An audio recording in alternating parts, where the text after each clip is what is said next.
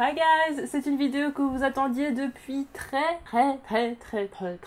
longtemps. C'est le résultat du sondage Game of Thrones. Alors il a fallu que j'attende un petit peu d'avoir l'échantillon nécessaire pour pouvoir faire un sondage qui soit pertinent. C'est-à-dire que là j'ai 1183 réponses, donc ce qui nous fait un échantillon qui est plutôt cool. Si vous entendez du bruit, c'est normal, voilà, canicule, etc. Je ne pensais pas qu'un jour je vivrais une canicule au Mans, mais apparemment c'est possible. Voilà, c'est en partenariat avec mon ventilo, il n'y a pas trop le choix, c'est comme ça. C'est parti pour la première question. La première question était: quelle note donneriez-vous à la saison 8? Et alors là, avec toutes les polémiques, avec tout ce qu'il y a eu de pétitions, tout le tralala, je m'attendais quand même à un résultat assez catastrophique. Bon, on n'est pas sur une note extrêmement grande comme on aurait pu le penser par exemple pour les saisons d'avant, notamment si on compare avec Rotten Tomatoes, ce genre de choses. On est sur 7 sur 10, voilà, c'est la moyenne est 7 sur 10, donc c'est-à-dire 331 personnes considèrent pour eux que la saison 8 valait 7 sur 10. Je pense que c'est une note qui en soi est correcte. C'est plutôt raccord avec ce que je pense. C'était effectivement sur pas mal de plans une bonne saison, et sur beaucoup de plans malheureusement une saison qui a été vachement rushée. Il a manqué beaucoup de choses, et ce qui a rendu pas mal de choses incohérentes. Donc 7 sur 10, je suis plutôt d'accord. Donc la deuxième note qui a été donnée, c'est 6 sur 10 pour 247 personnes. Ensuite 8 sur 10 pour 214 personnes. Ça reste quand même globalement, dans la majorité des cas, autour de 6, 7, 8. Cependant, il y a quand même plus de personnes qui ont mis 3 sur 10 que 9 sur 10. C'est quand même assez important de le noter. Et enfin, quand même, peu de gens jugent la saison parfaite, c'est-à-dire qu'il n'y a que 20 personnes qui ont donné 10 sur 10 à la saison 8. Bon, on reste quand même sur une saison assez bonne, mais qui a quand même plu à quand même pas mal de personnes, contrairement à ce qu'on a pu voir sur les réseaux sociaux. La question suivante était: quel est votre duo préféré? Et là, clairement, je m'attendais pas à un tel consensus. Je veux dire, je pensais pas que quasiment tout le monde allait voter pour ce duo-là. En troisième position, on retrouve Bronn et Tyrion, voilà, deux personnages qui sont quand même assez espiègles, qui ont toujours des réparties assez incroyables, des dialogues qui sont très drôles, donc des personnages qui ont apporté un peu de fraîcheur à cette série, beaucoup d'humour. En deuxième position, on retrouve une déception, avec 89 voix, Jaime et Brienne. Seulement avec 89 voix, c'est assez dingue. Ouais, je suis dégoûtée. Bon, vu les premiers, j'ai envie de dire, c'est de bonne guerre. Et là, les premiers, qui sont-ils? Eh bien, avec 525 voix, ce qui est énorme hein, sur 1139 réponses quand même, faut le dire, eh bien c'est Arya et le limite. Alors faut savoir quand même que c'était une question ouverte, hein, la plupart des questions qui concernaient des noms de personnages, j'avais laissé les réponses ouvertes, donc autant vous dire que déjà ça a été une galère à trier, j'ai mis beaucoup de temps à trier tout ça effectivement. Il y avait quasiment autant de réponses que de propositions de duos. Il y avait des duos qui étaient improbables, de personnages qu'on n'a jamais vus parler ensemble, j'ai trouvé ça très bizarre. Pourquoi pas.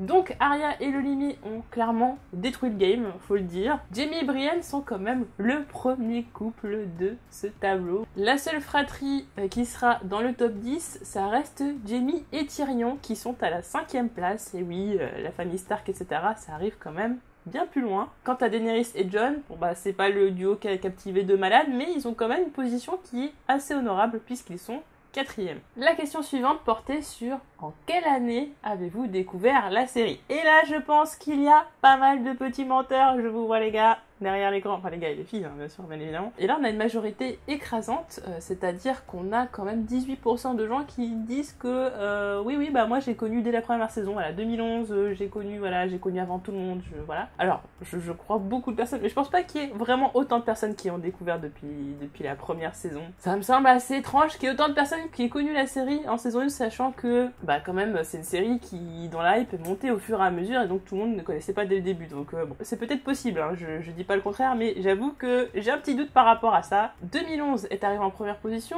En deuxième position, c'est la saison 4, c'est-à-dire en 2014. J'ai essayé de me poser la question, pourquoi par exemple la saison 4? Tout simplement parce que saison 3, épisode 9, il y a les Noces pourpres. Les Noces pourpres, forcément, tout le monde en a parlé sur tous les réseaux sociaux. Spoil et pas spoil d'ailleurs, tout le monde en a forcément parlé. Donc ça a effectivement donné envie aux gens de regarder la série. Mais il n'y a pas que ça, puisqu'on dit 2014, saison 4, ça veut pas dire que les gens sont arrivés dès le premier épisode de la saison 4, peut-être qu'ils sont arrivés en cours de saison 4, puisque saison 4, épisode 2, on a la mort de Joffrey qui, encore une fois, a créé un véritable choc chez plein de gens. Donc ceci peut expliquer cela. Voilà, la fin de la saison 3, début de la saison 4 était assez forte de café, donc je pense qu'il y a eu un gros effet sur les réseaux sociaux à cette période-là. En troisième position arrive 2013, c'est-à-dire la saison 3, et je pense qu'on est peut-être pour les mêmes raisons. Alors, c'est-à-dire que je pense que les personnes qui ont mis saison 3 sont peut-être arrivées une fois que, par exemple, il y a eu saison 3 en français, ou juste après la fin de la diffusion aux États-Unis, quelque chose comme ça, voilà, pas forcément arrivé en cours de saison 3. Puis saison 3, quand même, déjà, on a eu 2 saisons avant pour commencer à créer une espèce de petite hype, déjà, donc saison 3, c'est vraiment le moment où on sent que la série a quand même un gros potentiel. Ça, c'est une question que j'attendais énormément. Donc la question était, quel personnage auriez-vous voulu voir sur le trône? C'est vrai que la question est très très mal posée, mais je voyais pas trop comment je pouvais écrire autrement, et j'avais bien précisé, vous pouvez quand même écrire Bran, c'est-à-dire que si vous écrivez Bran, ce qui s'est passé dans la série, ça vous convient très bien comme ça. Il faut savoir quand même que les gens ont préféré aucun à Bran, hein. c'est dire si Bran, c'est pas forcément le choix le plus évident, c'est pas forcément ce que tout le monde aurait choisi, puisque Bran n'arrive qu'en 6e position. Ensuite, c'est un personnage que je pensais quand même voir un petit peu plus haut, voire beaucoup plus haut, voire peut-être même premier, je pensais peut-être que ce serait la proposition la plus légitime. Et au final, non, puisque Tyrion arrive seulement à la 4e place, alors qu'il a quand même de grandes habilités pour devenir roi, il a prouvé pas mal de choses, même si il a fait quand même pas mal d'erreurs, et c'est peut-être ces erreurs qui lui coûtent pas mal de place. En 3e position, je sens que ça ne va pas plaire à beaucoup de personnes, puisqu'avec 182 voix, on retrouve Daenerys, la Mad Queen, Daenerys la conquérante, etc. Malgré tout ce qu'elle a fait, elle arrive quand même en 3e place, c'est plutôt pas mal, j'ai envie de dire, parce qu'elle fait quand même des choses assez cruelles. Surtout qu'il n'y a pas beaucoup d'écart avec le 2e personnage. Mais je pense que du coup, il y a 182 personnes qui n'ont pas trop apprécié ce qui est arrivé à Daenerys. Je le sens comme ça de loin, je suis pas sûre, mais je pense que ça s'est pas très bien passé. En 2e position, on retrouve avec 197 places, je vous avais dit que l'écart était très minime. C'est vrai que c'est le personnage que je voulais voir sur le trône, donc j'aurais dit forcément Sansa, mais se défend quand même bien, 197 voix. Après, le premier a pas un écart énorme, mais il y a quand même un petit écart qui s'est creusé, c'est-à-dire que le premier, eh bien c'est Jon. Je l'attendais pas là, parce que en saison 8 c'était devenu un personnage qui était quand même assez ennuyant avec You're my queen, voilà, c'est devenu un mème, You're my queen. Mais c'est vrai que par rapport à tout ce qu'il a fait dans toute la série, c'est vrai que ça aurait été lui rendre hommage que de le mettre sur le trône, mais vu qu'il est Aegon Targaryen, etc., ça aurait été beaucoup trop facile par rapport à l'intrigue. Je peux comprendre que beaucoup de personnes auraient préféré que ce soit Jon. Pour les petites surprises qui sont quand même pas trop mal classées, on a le Night King quand même, qui a eu 31 voix et qui est passé juste derrière Gendry, qui est lui 7e. La question suivante était, quelle a été pour vous la mort la plus choquante? Alors, là c'est là où il y a eu tout un gloubi-boulga. Effectivement, j'ai pas précisé très clairement qu'il fallait un nom de personnage. Si on prend par ordre de personnage, eh bien, à la 3e place, je pensais le voir un peu plus haut, avec 118 voix, eh bien, c'est Robb Stark. En même temps, enfin voilà, je veux dire, c'est obligé que le mec, il était dans le podium. Je veux dire, ça pouvait pas être autrement vu ce qui s'est passé. Je veux dire, ça m'a tellement choqué que c'est obligé, c'était sur le podium. Je pense très clairement que moi, j'aurais mis Shireen, la mort qui m'a plus traumatisée, clairement. En 2e position, avec 145 voix, eh bien, c'est le petit papou, c'est le daddy, c'est Ned Stark. Et oui, Ned Stark, ça a quand même bouleversé un ange parti trop tôt, comme on pourrait dire. En 1re position, avec 263 voix, l'écart est quand même assez grand, et c'est pas le plus gros écart quand même de tout ce sondage, et vous allez voir très clairement par la suite. Eh bien, c'est Oberyn qui, lui également, est obligé d'être dans le top 3, c'était obligatoire. C'était élémentaire, mon cher Watson. Oberyn qui se fait complètement écraser le crâne, et qui se la pétait à mort, et qui finalement est mort, voilà, c'était très très bien fait. Bon, toutes les morts sont très bien faites, je trouve, mais celle-là, elle était... Je m'étais pas fait spoiler en plus, donc c'est un très bon choix. Maintenant, si on commence à prendre par événement, enfin, si je regroupe plusieurs personnages sous un même événement, et bien là, en 1re position, avec seulement 6 voix de plus que Oberyn, ce serait le Red Wedding, les noces pourpres, qui serait en 1re position avec 269 voix. Oui, parce qu'au final, si on prend toute la globalité de tout ça, c'est-à-dire les gens qui ont dit le Red Wedding, les gens qui ont dit Robb, qui ont dit Talisa, qui ont dit également Catelyn, et bien on arrive à 269 voix. Ce qui fait que, techniquement, le Red Wedding est premier de ce classement. Mais on va quand même pas s'arrêter aux 3 premiers, parce qu'il y a quand même pas mal de choses intéressantes, et notamment, on retrouve le Night King, qui est en 4e position, dont la mort a beaucoup choqué, et il meurt comme ça, et du coup, ça a choqué pas mal de gens. Je peux comprendre, parce que c'est vrai que moi-même, j'étais oh my gosh. Et juste après le Night King qui était 4e, on retrouve Daenerys. Moi personnellement je m'attendais à sa mort lors du dernier épisode. Bon, c'est la façon de faire qui m'a pas forcément plu, voilà, j'aurais voulu faire ça autrement. Il y a en tout cas 51 personnes qui ont été choquées par sa mort. Bon, alors là ça va être très rapide comme analyse. Pensez-vous que la saison 8 a été trop courte? Bon, je pensais pas qu'on arriverait à un tel consensus non plus. Je savais que c'est la majorité, oui, mais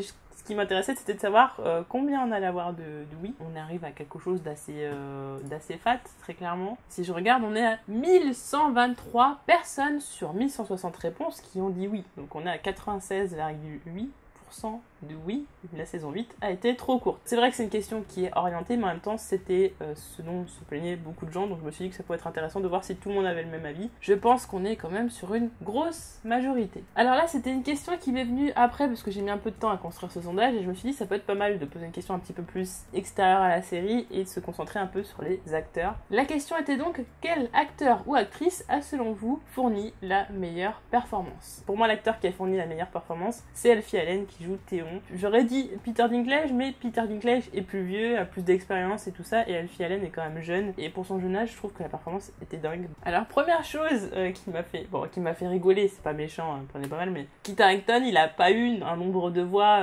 dingue, quoi. Je pensais vraiment que quand j'avais dit dans une review que je trouvais que Kit Harington n'avait pas très bien joué cette saison 8, que j'allais me faire vraiment allumer, sauf que ça ne s'est pas produit, bon, il y a des gens qui ont un peu défendu, mais ça a été très respectueux, et je me suis dit, peut-être que les gens sont pas du tout d'accord, donc c'était aussi un moyen de vérifier ça, et pour le coup, il a que 30 voix en fait en termes de meilleur acteur de la série, il n'a que 30 voix. Nicolas Coster-Waldau a 35 voix, Sophie Turner a 56 voix, Maisie Williams qui est 4ème à 81 voix, voilà, il y a quand même un petit écart, voilà, Kit Harington, il a pas passionné les foules sur ce coup-là, j'ai envie de dire, il a pas été très convaincant, voilà, l'Oscar c'est pas aujourd'hui Kit, on reviendra, mais ce sera pas aujourd'hui, mais je l'aime beaucoup, il a été très bon sur d'autres saisons, sur d'autres épisodes, mais c'est vrai que sur cette saison 8, et notamment sur la fin, et en même temps on lui a donné un rôle qui était quand même chiant, donc je peux comprendre aussi, c'est compliqué d'être bon quand on n'est pas convaincu par son propre rôle déjà. Avec 159 voix, on retrouve Lena Headey, oui moi je prononce Headey, il y en a qui prononcent Headey, moi j'ai prononcé Headey, très très bonne actrice, je la voyais plus haut dans le classement, je la voyais peut-être avec plus de voix, mais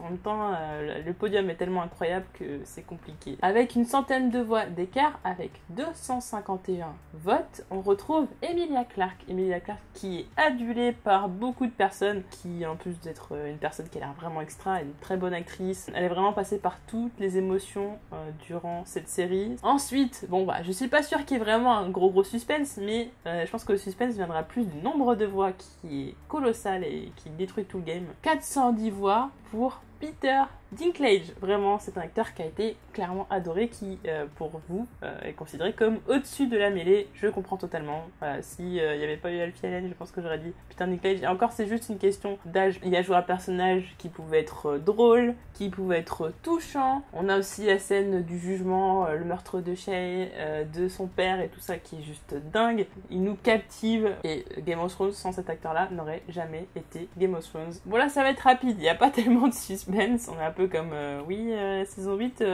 c'était trop court ou pas? Oui, 96,8%. Bon bah là en gros ça va jouer sur 3 maisons, je pense que vous connaissez lesquelles. En fait le deuxième n'est pas forcément celui que j'aurais pensé, tout simplement, c'est là où va venir le suspense. Donc je vais dire le premier parce que finalement c'est là il n'y a pas le suspense, les Stark avec 688 voix, c'est même plus rien d'écart, c'est un gouffre. Ensuite, à votre avis, qui est deuxième et troisième?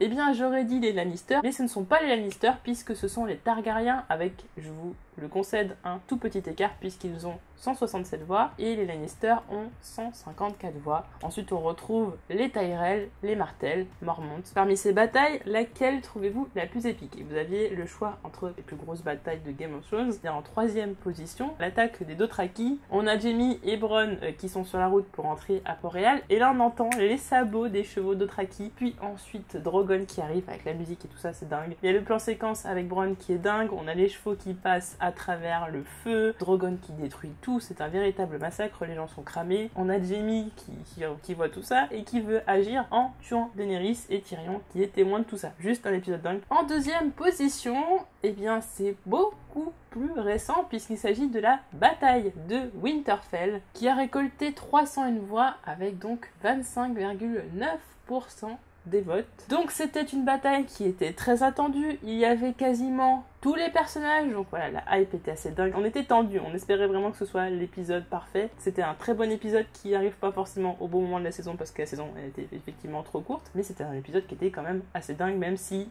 tout le monde peut penser ce qu'il veut de la fin de cet épisode. Personnellement, j'ai apprécié. En premier et avec une majorité écrasante, c'est donc une bataille dont on a parlé pendant très longtemps. La bataille des bâtards, Battle of Bastards, qui est une scène de bataille qui a été très audacieuse, qui a demandé vraiment des moyens techniques assez dingues, en termes de longueur de tournage, de figurants, etc., même de mise en scène. C'était assez incroyable, qui était quand même pas mal longue, on est sur une des batailles les plus longues, toutes séries confondues, et on a droit aussi à un génial plan séquence. Au niveau du positionnement des acteurs, du retournement de situation et tout ça, c'était vraiment un ascenseur émotionnel, on a l'impression que tout le monde va mourir et tout, que ça va mal se passer, mais on se dit c'est pas possible, il va se passer un truc au dernier moment, et effectivement il se passe un truc au dernier moment. Donc la bataille des bâtards a été pour vous la meilleure bataille de Game of Thrones, et ce pour 502 personnes. La question suivante était: qui a été pour vous votre méchant préféré? Là, vraiment, le haut du podium, ce sont les méchants qui ont été méchants le plus clair de leur temps. Et quelque part, un petit peu après, on retrouve quand même Daenerys. Il y a quand même 42 personnes qui ont voté pour elle, parce que bon, clairement, le massacre,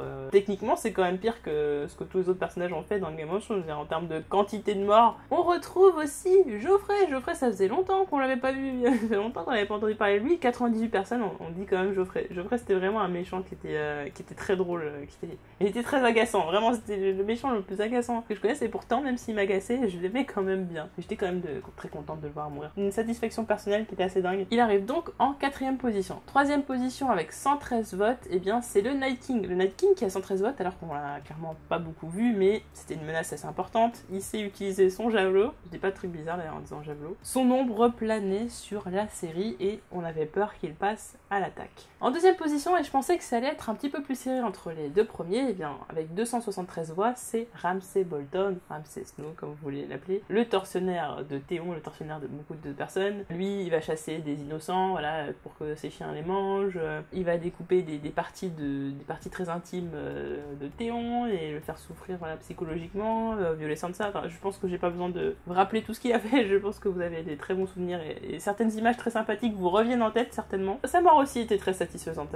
La façon dont il meurt a été juste dingue et vraiment parfaite, de l'ironie pure. Vous l'aurez compris, en première position avec 437 voix, et bien il s'agit de Cersei. Cersei qui est la méchante, qui est énervante parce que à chaque fois elle arrive plus ou moins à se sortir des situations. Alors elle s'en sort pas toujours parfaitement, mais du moins elle arrive toujours à sortir des situations, ce qui est très énervant. Elle est très intelligente, beaucoup de personnages la sous-estiment, elle est agaçante, elle est classe, elle boit du vin, elle fait des trucs absolument cruels, mais elle aime ses enfants. Mais ça a été une femme qui a été blessée dans son estime, c'est une femme aussi amoureuse. Elle a beaucoup de facettes et du coup ça rend un méchant complet, mais c'est aussi la méchante qui est restée pendant toute la série, contrairement à des Ramsay Bolton et des Night King qu'on n'a pas vu très longtemps. Là ça va être rapide, regarderez-vous les spin-offs, c'est-à-dire les séries dérivées de Game of Thrones qui sortiront par la suite. Donc voilà, pour l'instant on a la connaissance de Blood Moon, mais il y en aura d'autres par la suite. Et bien à 94,8%, vous avez répondu oui. Bon, ça c'était une question vraiment histoire de savoir est-ce que les gens étaient dégoûtés par Game of Thrones, parce qu'il y a eu quand même beaucoup de réactions épidermiques, donc je me suis dit, il est possible que beaucoup de personnes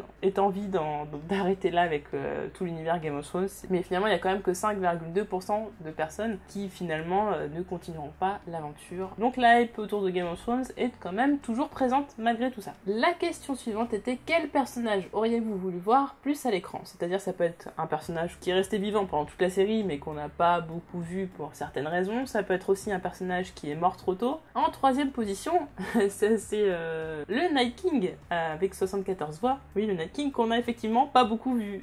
J'avoue que c'est pas forcément le personnage auquel j'aurais pensé directement, mais effectivement, moi j'aurais dit Robb Stark, mais Robb Stark arrive juste après avec 49 voix. Quand même un personnage qui n'est pas réellement un personnage, c'est-à-dire Ghost, qui arrive quand même juste après Robb Stark, c'est-à-dire en 5ème position. Il y a Khal Drogo aussi, que j'avoue j'avais un petit peu oublié parce qu'il est mort quand même très tôt, qui est à égalité avec Ghost, quand même faut le dire, hein. Ghost, Drogo, même combat. Et juste après Ghost et Khal Drogo, on a Cersei. Cersei, des gens m'ont mis justement en commentaire, parce d'expliquer que c'était par rapport à la saison 8, qu'ils n'ont pas assez vu Cersei dans la saison 8, ce que je comprends totalement, ce que je valide totalement. On remonte vers le haut du classement, et là on retrouve en 2ème position Oberyn avec 98 voix. Oberyn, c'était clairement un personnage que j'aurais voulu beaucoup plus voir. En fait, on nous a un petit peu introduit le personnage, on a vraiment commencé à l'apprécier, à le trouver drôle. En plus, il avait un passif familial assez compliqué et tout, donc il y avait tout un tas de choses qui pouvaient être faites, et hop, on nous coupe directement le truc. C'est d'où d'ailleurs la surprise de sa mort, parce qu'on pensait que c'était un personnage qui allait être très important dans le reste de la série, et qui meurt comme ça, affreusement. C'était assez incroyable. En première position, eh bien, avec 133 voix, comme quoi ça a été quand même très éparpillé, hein, vraiment. C'était quand vous avez pas beaucoup de voix au début, alors qu'il y a quand même 1135 réponses, ça veut dire que c'est quand même très éparpillé. Et là, on a que 133 voix pour Ned Stark. Ned Stark, voilà, qui est mort dès la saison 1, qui a participé et contribué quand même au succès de Game of Thrones, qui est un personnage quand même très honorable, très respectueux, très aimé, voilà, le père de famille, charismatique et tout ça, qui faisait les choses droites et qui a été victime clairement d'une injustice. Mais dans le reste du classement, on retrouve Jaqen H'ghar, on retrouve Varys, Catelyn Stark, Bran également. Bran, il y a beaucoup de gens qui auraient préféré que Bran soit plus présent. Ça aurait permis de mieux amener la fin, qui a été un petit peu abrupte pour certaines personnes. Quel a été pour vous l'épisode le plus mémorable? Eh bien, le dernier épisode de la série n'arrive qu'en 5e place. Je l'intitulerai La fin douce et amère. Amère, pas forcément pour les bonnes raisons.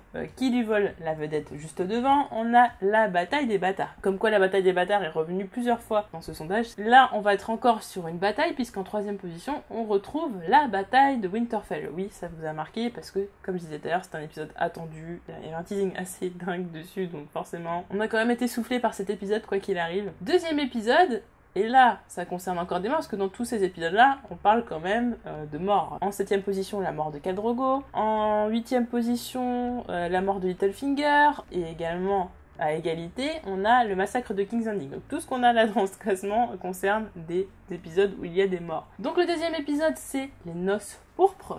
Les noces pourpres, je vais pas revenir dessus, mais incroyable, vraiment dingue. Je pense que toutes séries confondues, c'est peut-être l'épisode qui m'a le plus marqué, vraiment. Toutes séries confondues, j'avais pas été spoilée, tout ça. J'ai vu ça, waouh, j'ai jamais vécu quelque chose comme ça devant l'écran, j'ai jamais été aussi waouh. Voilà, juste, comme disait Shewin, après par la suite, ça m'a plus choqué. Mais à cette époque-là, il y avait rien qui m'avait plus choqué que cet épisode. En première position, c'est un épisode que j'adore. Si je vous dis une musique incroyable, si je vous dis une Cersei impitoyable, si je vous dis un suicide, si je vous dis plein de gens qui meurent, eh bien vous allez me dire, saison 6, épisode 10, Cersei fait exploser le septuaire de Baelor. Cette tension qui arrive petit à petit avec cette musique, enfin, ces notes de piano et tout. Une Cersei qui a l'air confiante, on comprend pas pourquoi elle est aussi confiante, pourquoi elle est en train de boire son petit verre de vin et tout se passe bien et tout ça. Pourquoi Tommen ne peut pas bouger de sa chambre? Un des épisodes les plus incroyables de la série. Et dans cet épisode, Ramin Djawadi a composé l'une des meilleures musiques de Game of Thrones, et même, je pense, l'une des meilleures musiques de toute sa carrière. Enfin, on va finir avec une question un petit peu bateau, mais au final, je me suis dit, est-ce que j'arriverai vraiment à deviner qui est le personnage préféré des gens? Est-ce que c'est finalement si facile? Eh bien non, et en décortiquant, apparemment ça n'est pas si simple non plus pour vous de départager, et je sais que beaucoup ont eu du mal à choisir. Alors personnellement, c'est pas un secret, tout le monde sait que Jaime, voilà, c'est Gold, c'est MVP, c'est au top of the world, mais vu ce qu'ils en ont fait avec la fin de la saison 8, j'aurais plutôt tendance à dire que Tyrion est mon personnage préféré, parce que sur toute la série, il m'a pas du tout déçu. Donc, il n'est pas question de moi, là il est question de vous. Alors Jaime, déjà, tout d'abord, en quelle place il se trouve? Jaime est en 5e place. Je pensais que ce serait un personnage qui serait un peu plus haut dans le classement. Le 4e, c'est Jon avec 148 voix, c'est-à-dire que Jaime a 81 voix, Jon a 148 voix. Et 4e, Jon qui, malgré son côté chiant en saison 8, quand même un personnage auquel on s'est énormément attaché. Il se fait voler la vedette par une Daenerys avec 165 voix. Oui, l'écart il est pas immense. Je m'attendais à un écart beaucoup plus grand, je m'attendais même peut-être à voir Daenerys plus haut dans le classement, mais effectivement le massacre de King's Landing, ça n'a pas été spécialement trop apprécié par tout le monde, c'est surtout l'évolution du personnage qui est peut-être responsable de sa place dans le classement. J'ai pas trop dit de nom de personnage pour pas que vous deviniez trop facilement le haut du panier, mais tout ce que je peux vous dire c'est déjà que Tyrion n'est que 2e. Alors n'est que 2e. C'est très bien 2e, mais j'avoue que je pensais quand même qu'il serait 1er. Tyrion a 212 voix, il se débrouille pas trop mal parce que l'écart est pas dingue de fou, vous allez le voir. Pour le coup, le premier personnage, j'ai été vraiment très surprise. Je ne m'y attendais pas, j'aurais pas du tout deviné, je me disais que ce personnage aurait une bonne place dans le classement. Tout ce que je peux vous dire, c'est que sa place dans le classement doit être en partie due, même peut-être en grande partie due, à un épisode spécifique de cette saison 8.